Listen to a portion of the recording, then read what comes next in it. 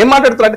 ఆంధ్రాలో ఉన్నటువంటి పవన్ కళ్యాణ్ ఇక్కడ పార్టీ అక్కడ మాట్లాడకూడదు అని అంటే, ఇక్కడ ఉండకూడదు అని అంటే ఎవరైనా ఇది మరి ఇప్పుడు నిజంగానే అడుగుతున్నాను, ఒకవేళ నిజంగానే ఆంధ్రాకి సంబంధించినటువంటి నాయకులు ఎవరు ఇక్కడ ఉండకూడదు అని గవర్నమెంట్ ఆర్డర్ ఇష్యూ చేయమనండి, జీవో.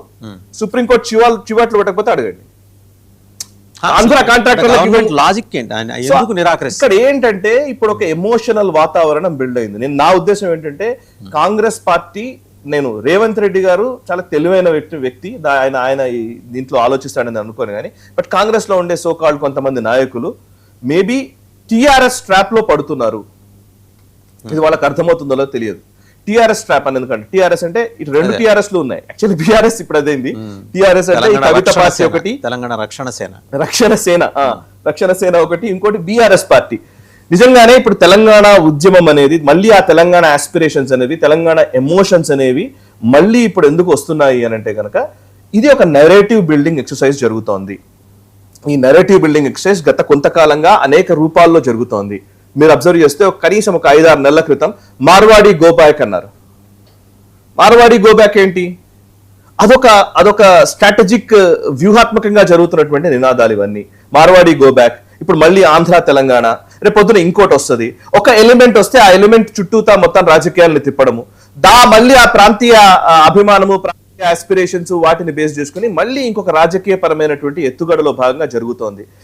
దీన్ని నిజంగా నా ఉద్దేశం ఏంటంటే, కాంగ్రెస్ లాంటి జాతీయ పార్టీ వీటిని ఖచ్చితంగా అర్థం చేసుకొని దీని నుంచి బయటపడాలి. దట్ ఎమోషనల్ బ్యాలెన్స్ మనకు కలిగి ఉండాలి. రాజకీయ పార్టీలు, ముఖ్యంగా కాంగ్రెస్ లాంటి రాజకీయ పార్టీ ఖచ్చితంగా కలిగి ఉండాలి. ఇవాళ పవన్ కళ్యాణ్ గారు ఇక్కడ సభ పెట్టుకోవాలి అని అంటే సభకు అనుమతి, మరి పవన్ కళ్యాణ్ పార్టీ పుట్టిందే తెలంగాణలో. ఫస్ట్ ఆయన ఆవిర్భావ మీటింగ్ పెట్టిందే, ఆయన అసలు పార్టీ ఏర్పాటు మీటింగ్ పెట్టిందే తెలంగాణలో. ఇక్కడే కదా, హైటెక్స్ అనుకుంటాను నాకు తెలిసి, అక్కడే ఆయన ప్రకటించారు. సో ఆయన ఇంకోటి, తెలంగాణకు సంబంధించి ఇప్పుడు వేరే రాష్ట్రానికి సంబంధించిన వ్యక్తి ఇక్కడ అసలు రాజకీయమే చేయకూడదు అనేది ఇదెక్కడి లాజిక్? అసలు రాజకీయమే చేయకూడదని ఎలా అంటారు? నేషనల్ పార్టీ లీడర్స్ ఇక్కడ పనిచేయట్లేదా ఏంటి? మల్లికార్జున్ ఖర్గే గారు తెలంగాణనా? ఏఐసిసి ప్రెసిడెంట్ గా ఎలా ఉన్నారు? కేసీఆర్ గారు భారత రాష్ట్ర సమితి అన్నారా లేదా? తెలంగాణ రాష్ట్ర సమితి కాదని. కేసీఆర్ గారు ఆంధ్రాలో పార్టీ కార్యాలయం ఏర్పాటు చేశారు, చేయలేదా? సో మనం ఇప్పుడు ఆంధ్రాలో ఎందుకు పార్టీ కార్యాలయం ఉండాలి? బిఆర్ఎస్ పార్టీ కార్యాలయం ఎందుకు ఏర్పాటు చేశారు అప్పుడు? సో అవన్నీ మనం ఆ అంశాల్లోకి వెళితే, గ్లోబలైజ్డ్ వరల్డ్ లో మనం ఉన్నామండి. గ్లోబలైజ్డ్ వరల్డ్ లో ఈ ప్రాంతీయ అభిమానం ఉండడం వేరు. నేను చెప్తున్నాను, ఇప్పుడు మాకు కూడా, నేను మీడియాలోకి వచ్చిన కొత్తల్లో తెలంగాణ వాడు, వీరికి భాష రాదు, అక్షరాలు సరిగ్గా పలకడు అని చెప్పిన సందర్భాలు కూడా ఉన్నాయి.